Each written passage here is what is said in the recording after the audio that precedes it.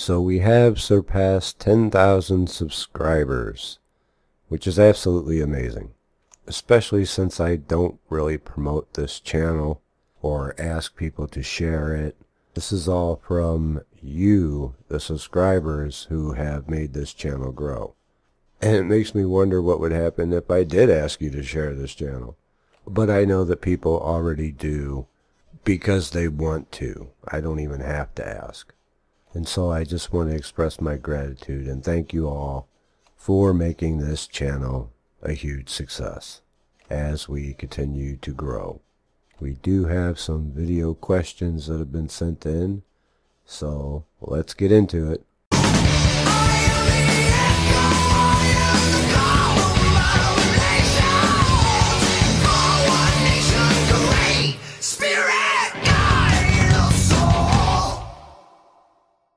Hi, Frater Xavier. First, I wanted to say thank you for your channel. Your videos are amazing. You are my favorite channel on YouTube. I love the way that you put together information and present it in such a logical, interesting way. And so I just wanted to say thank you because I really do appreciate your channel and all the time and effort you put into your videos.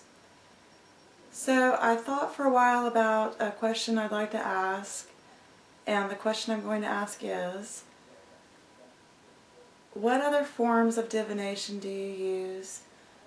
I know you're very good at astrology and you're very good at tarot, and so I was wondering if you use other forms of divination, and if you do, what would factor into you choosing to use one over the other, and anything else you'd like to expound on that topic. Any other information you'd like to share, experiences you'd like to share, I'd love to hear. So once again, thank you very, very much, and I appreciate your channel. And alright, I'm going to end this one here. Thank you for watching. Bye. And I appreciate and thank you for sending in your question and for the kind words. When it comes to divination, tarot is my go-to. It is what I use the most. And someone else had asked which decks I use. I tend to stick with Rider-Waite for the symbolism on the cards. Symbolism does matter, but I really like the Radiant-Waite deck, which is essentially the same as Rider-Waite, only with more vibrant colors. Other forms of divination, I like the I Ching. I've found myself using that more and more over the past several years, and it is very, very accurate for me, if not a little preachy. Now, those of you following Kabbalah, Magick, and the Great Work of Transformation by Liam Thomas Christopher, in the elemental grade of Earth, Zelator, it is required to construct your own geomancy kit. It's a good thing to have, but I tend not to use that as often, and then only in matters involving the element of Earth. If I'm doing a candle spell, then there's chiromancy, but that's not something that I try to do. It's more of I tend to know how a spell is going to go by the way the candle burns, and by taking note of the wax that is left.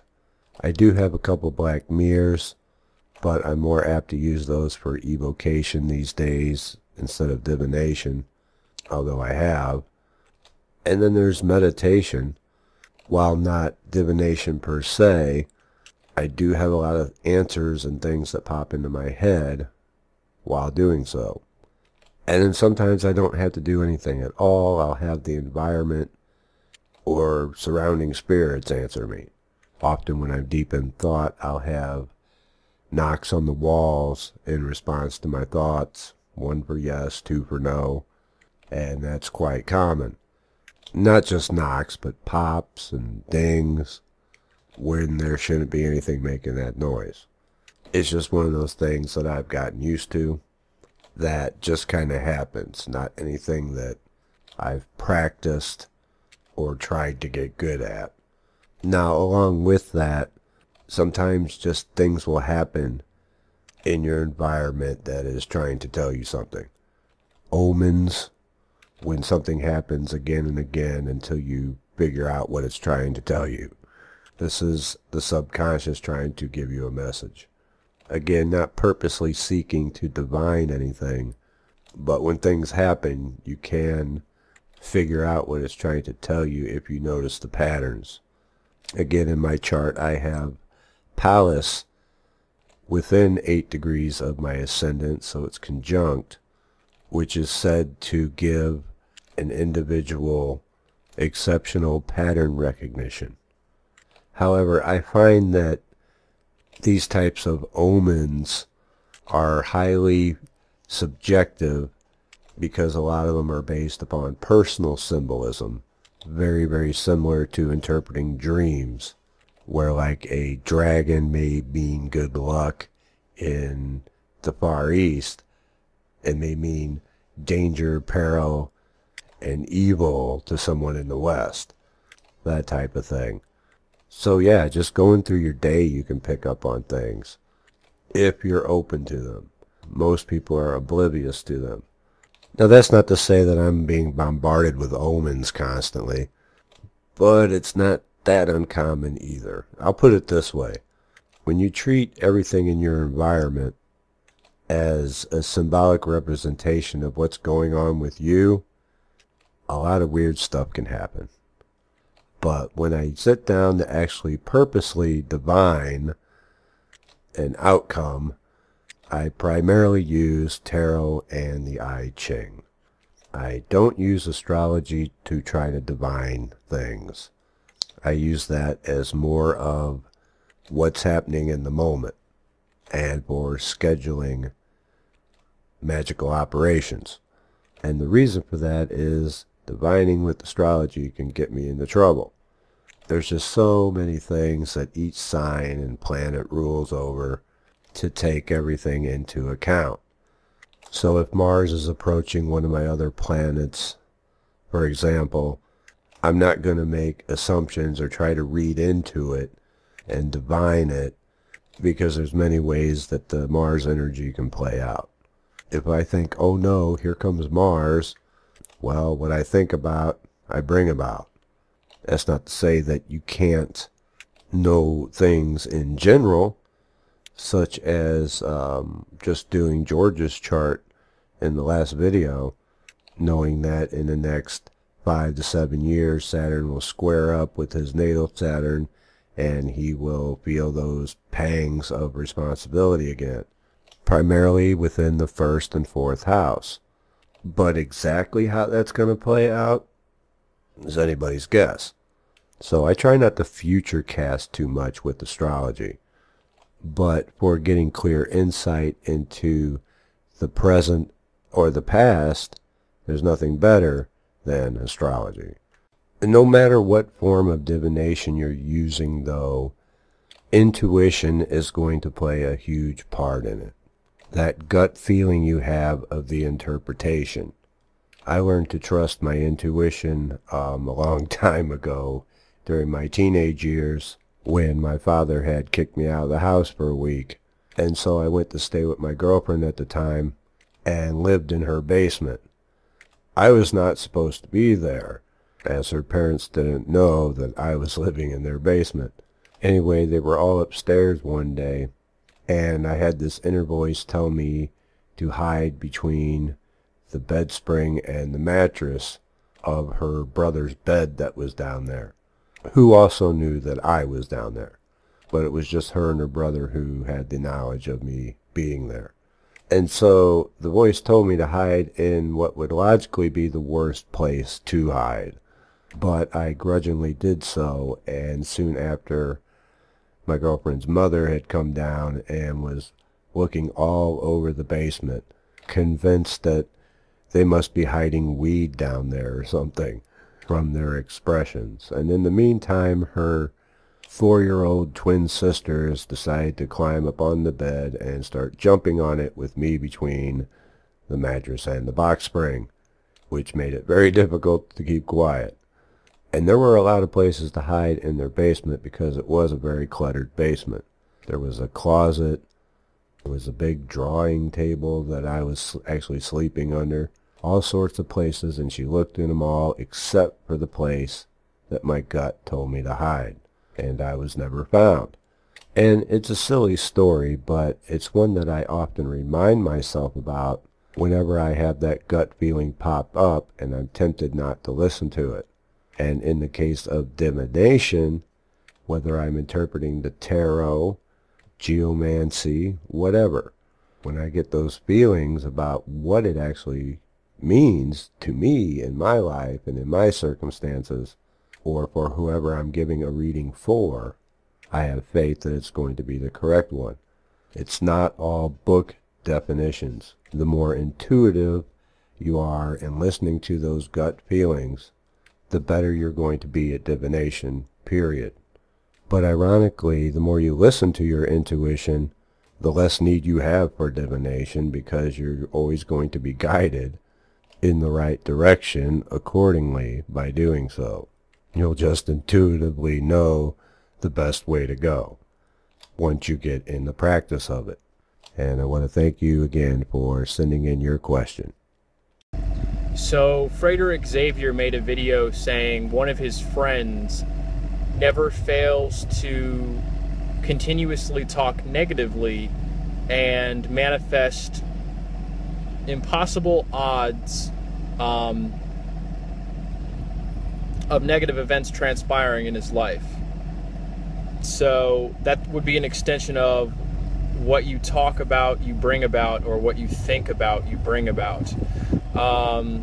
So one of the things that Frater Xavier teaches is don't dwell on negative things or don't talk about them.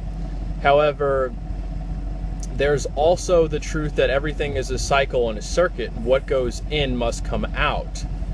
And so sometimes in life, you will inevitably end up receiving a negative charge, whether you wanted to or not. Sometimes it happens. And you may find yourself with a lot of built-up, pent-up emotion, or that negative charge dwelling within you, then you feel compelled to talk about it, or you feel compelled to get it off your chest and discuss it with someone you trust. So the paradox comes in when what you think about and talk about, you bring about. So you're not supposed to talk about negative things if you don't want to bring more negative things into your life. But then the other side of the coin is everything is a cycle and a circuit, and that you have to, what goes in must come out. So in my experience, a lot of times it will help you to release the negative charge if you talk about it with a friend or a family member, because it can help you to get it off your chest and release it and let go of it. And I think the resolution to the paradox is you talk about it for a limited period of time where you just get it off your chest and express it, but then you don't keep talking about it, keep bringing it up, and keep dwelling about it. You pretty much, you talk about it to release it, to let it out, to complete the cycle, and then you let go of it and you move on. Ah, yeah, my old unlucky friend, who I just happened to run into a few weeks ago, who is the same as ever. And by the same, I mean worse. Now he's talking about how he has all these health problems and heart problems, and just talking his way into the grave. But he wouldn't have it any other way. This is somebody who I've learned you just can't help. Will fight you tooth and nail if you try to. His luck is of his own making. And it's because he continuously expresses negativity. And you're correct, it is a cycle. And that's what's returned to him. This was a guy who's been a cab driver most of his life. He doesn't even have that job now. He told me he lost that as well. And one time when he got back on the job, he was in an accident while his cab was parked on the side of the road. A car came out of nowhere and hit him. This is a guy who picked up a celebrity musician, I'm not going to say who, and drove him to his hotel and was invited up to party with him. And then they got raided by the FBI and he got busted with cocaine. This is a guy who complains all the time he never has any money, but always seems to find enough for his weed, and will go to great lengths and effort to meet that need of his, including selling his food stamps. Needless to say, he's lost a lot of weight. Now, you have the basic idea, and you sent me the video with the title Reconciling the Paradox. The paradox is that you're both correct and incorrect at the same time. You're correct that everything's a cycle and what goes in must come out, because we are expressive beings, especially when there's emotion behind it. Things build up and you have to let it out. You have to release that. But by releasing it with that emotion behind it in an expressive manner, what it is you're expressing is going to be returned to you, continuing the cycle. You're correct on all accounts, and that's how most people do operate. Such as my friend. Bad things happen to him, and then he expresses his misfortune. This is all components of magic. Expression, emotion, and in the case of my buddy, faith. Faith that his life is going to be absolutely awful. And who am I to argue with him? It's his life. He can do with it as he chooses. But for those wanting to break the cycle and get out of that continuous holding pattern that you're in, you're going to have to learn to let things go. This is where meditation will help. This is where grounding will help. You're going to have to think twice before you release these things. Have to learn to relax and take deep breaths and get into rhythmic breathing. This will help calm you down so you're not so excitable, and then just let it go. Sounds simple. I know it's difficult, especially at first. You gotta learn not to sweat the small stuff. That small stuff can add up. So yes, you are correct that it is a cycle, and it's a continuous one unless you purposely break that cycle. The cycle doesn't break itself. You have to be the one to change it. So you can either just release it and send it out there, or you can just and drop it.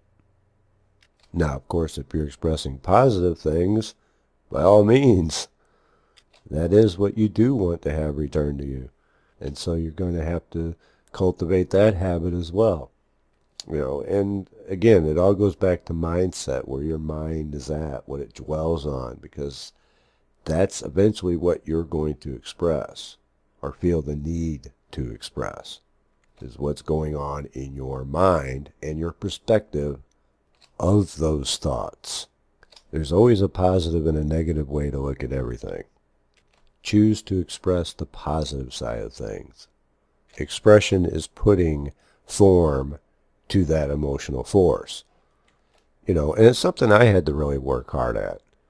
I always had this uncanny ability to speak things into existence, to the point where my girlfriend would look at me and say, no, don't say it, if she knew what I was thinking. And, you know, that's why I talk so much at the beginning about, you know, guarding the gates of your mind, as it helps things not slip past the gates of your mouth as well. But this is how we're set up. This is how we are made to be expressive beings. We express what we live, but we also live what we express. And it was a good question. I appreciate it. Thank you. Hello, Frater Xavier. This is one of your fans, followers, and a person who subscribes to not only the laws of Magick, but also got the Words of Power when they came out. I have a better camera and sound system set up at home, but I wanted to ask this question before I forgot. So here I am in my car. The question I have for you is, I'm going to be honest, I haven't done the money magic that you presented in your video yet, or the money magic stuff you've talked about in other places. Mostly because I feel this is a mental block that I have.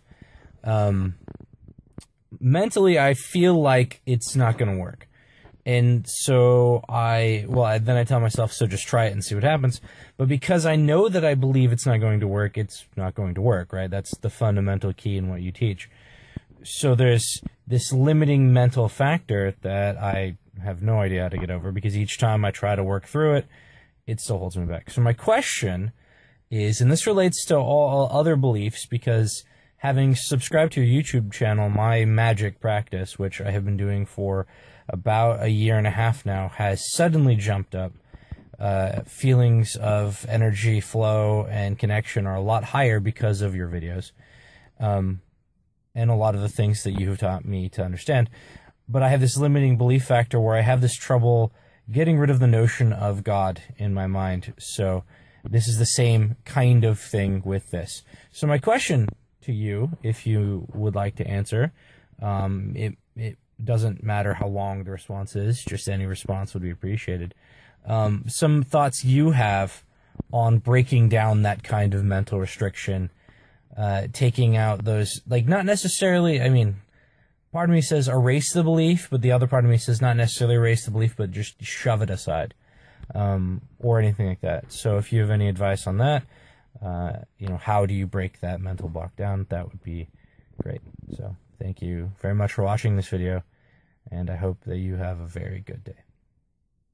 Yeah, belief is one of those paradoxical areas again, because on one hand, your beliefs absolutely do matter, and on the other hand, they don't, depending largely on the situation. Because a lot of people, such as myself, getting into magic, didn't really believe a whole lot of it, but was just trying it out as an experiment. And then we find out it works. And so one side of it is, everyone's doing magic whether they know it or not, and whether they believe it or not. And in the case of everyday life, just going through life, your beliefs absolutely do matter, because that's really going to play into what you're manifesting. To quote Brian Tracy again, we will always fulfill our own expectation of ourselves. And our expectations are tied to our beliefs. But on the flip side, I got into magic with many doubts. My sun sign is Capricorn, which is the most skeptical sign, and still had magic work for me. And the difference is in actually doing the magic. For when you're doing your operation and you step into that circle, you must absolutely suspend all disbelief for that time period. And disbelieve all you want while you're outside the circle, but when you step inside as the creative authority of your own reality, you have to leave all doubts behind. For if you're in disbelief as the authority of your own reality, you're not really going to manifest much. And so for the duration of your operation, you have to give it your all. You have to give it your best. Well, what's it going to take? Like an hour, hour and a half maybe? Depending upon the operation, of course. To adopt the belief that while you're in that circle, all things are made possible. And then after the operation, you need to forget about the operation, which if you're doing correctly, you won't have the opportunity to doubt what you have done. So doubt all you want during the planning phase. Once you start getting successes under your belt, that will take care of itself and go away. It's just when you step into the circle, the only belief you should have is that you create your own reality, and that all things are made possible. And if you need to remind yourself, say, I am a magician. I have authority over my reality. And say it with power and authority. feel powerful in the moment. That's just part of the task and the operation itself. There really is no room for half-ass mediocrity in the circle. For if all things are made possible and you doubt your ability in the circle, then that's exactly what you're going to manifest. Nothing. Can't say the magic didn't work if the base of your magic was doubt. So when you're getting into relaxation for your operation, you also kind of want to pump your state and assume the role of the magician. Now, in everyday life, your beliefs are going to matter a lot because that's what you're going to manifest by default when you're not purposely trying to manifest anything. And so it's good that you're trying to rid yourself of your limiting beliefs. And that is a big part of the great work. Ridding yourself of your limiting beliefs and facing your demons. And again, it comes back to taking action as well. Because if you don't do the magic, nothing's going to happen either. So there's nothing wrong with experimenting to see if it'll work. Even if you fail, you still learn something. But there's nothing better for ridding yourself of disbelief as those first few successes, and the only way to get those is to perform the action. And if you follow the tips I just gave, those successes won't be far behind. You know, it's all programming. Even I have my doubts at times. The difference is that I'm quick to shove them away and not dwell on them so that I don't give them any power. And they don't come around as often by my doing so. I always recommend that the first thing you go for in magic is a bunch of weird, silly stuff that just doesn't matter to you. And this is because it's easier to forget about and not lust for the results if it doesn't matter to you. And it should be out of the ordinary enough to know that there's no way that this is a coincidence, so that you know and have confirmation that your experiment was a success.